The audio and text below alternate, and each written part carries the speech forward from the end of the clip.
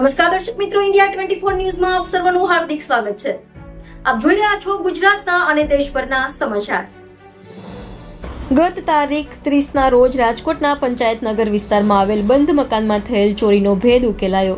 ગણતરીના દિવસોમાં જ રાજકોટના યુનિવર્સિટી પોલીસે 3 રાજસ્થાની શખ્સોની ચોરી કરેલ મુદ્દામાલ સાથે અમદાવાદ તથા રાજસ્થાનથી કરી ધરપકડ। રિપોર્ટર ભરત ભરડવા સાથે રોહિત ભોજાણી, ઇન્ડિયા 24 ન્યૂઝ, રાજકોટ।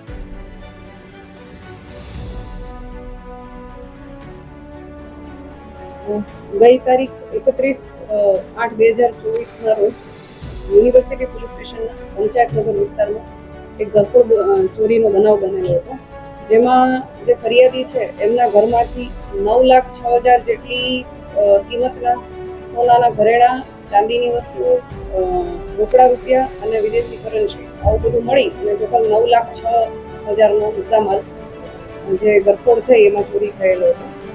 આ બાબતે અમારી રાજકોટ શહેરની અલગ અલગ ટીમો કાર્યરત હતી અને ટેકનિકલ અને હ્યુમન સોર્સથી માહિતી મેળવવા માટે પ્રયાસ કરી રહ્યા હતા। આ દરમિયાન ઝોન 2 એલસીબીની ટીમ અને યુનિવર્સિટી પોલીસ સ્ટેશનની ટીમને માહિતી મળેલ કે આ જે ગરફોડ ચોરી કરી એમાં આરોપીઓ છે કમલેશ ફુલારામ માલી, અરવિંદસિંહ મોહમ્મદસિંહ ચૌહાણ અને અગ્રારામ વરજોંગારામ ચૌધરી, આ 3 આરોપીઓ આમાં સંડોવાયેલા છે અને એમાંના એક આરોપી હાલ અમદાવાદના વસ્ત્રાલમાં તેમજ અન્ય 2 આરોપીઓ રાજસ્થાનના શિયોરી જિલ્લામાં છે। તો શહેર પોલીસની અલગ અલગ ટીમો બનાવવામાં આવી અને રાજસ્થાન મોકલવામાં આવી અલગ ટીમો, તેમજ અમદાવાદ પણ મોકલવામાં આવી અને આ 3 આરોપીઓને અલગ અલગ સ્થળેથી પકડી લેવામાં આવેલા છે। એમની પાસે રહેલો જે મુદ્દામાલ છે એમાંથી હાલ 2 આરોપીઓ પાસેનો મુદ્દામાલ જે હતો એ અહીંયા એ લોકો ભાડે રહેતા હતા એ ઘરેથી જ કબજે કરવામાં આવેલો છે, જેમાં 7,55,000 જેટલો મુદ્દામાલ છે અમે રિકવર કરી લીધો છે અને બાકીનો જે છે 1.5 લાખ જેટલો એને કબજે રિકવર કરવા માટેની કાર્યવાહી ચાલુ છે। એ મળી જાય એટલે તાત્કાલિક રિકવર કરી લેવામાં આવશે।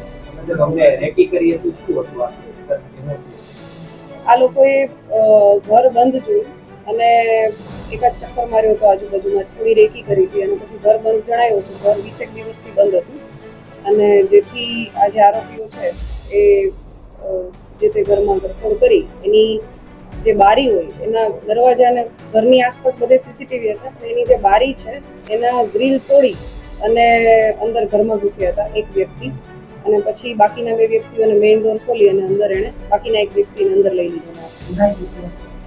આજે એમાંના 2 આરોપીઓ છે એમાં રાજસ્થાનમાં પણ એમના વિરુદ્ધમાં 4 થી 5 ગુનાઓ રજીસ્ટર થયેલા છે, તેમજ સુરતમાં પણ 1 ગુનો રજીસ્ટર થયેલો છે। એક આરોપી છે એનો કોઈ ગુનાહિત ઇતિહાસ હાલ મળી આવેલ નથી, પણ મેળવવાની કાર્યવાહી ચાલુ છે।